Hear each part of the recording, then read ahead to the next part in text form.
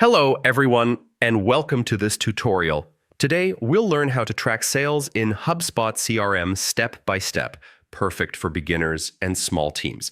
Let's start with the basics. Sales tracking in HubSpot allows you to monitor deals, revenue, and sales activities in real time. It helps you understand your pipeline, measure performance, forecast revenue, and identify bottlenecks. First, log in to HubSpot and click Sales Dashboard.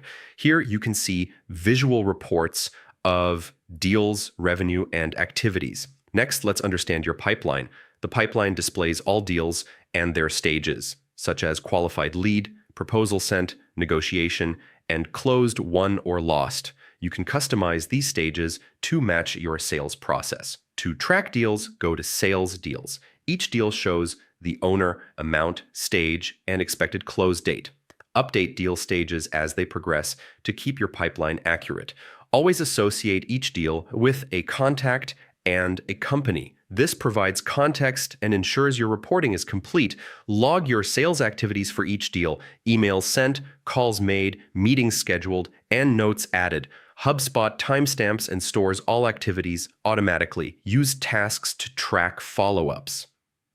Set due dates, priorities, and reminders so nothing is missed. For deeper analysis, go to Reports, Dashboards. Here, you can view deals by stage, revenue by owner or team, activities, and forecasted revenue. Custom reports allow you to track your specific KPIs.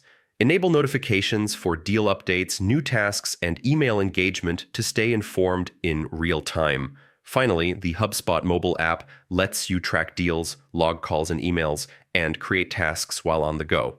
In summary, tracking sales in HubSpot CRM keeps you organized, helps measure performance, and allows you to forecast revenue accurately.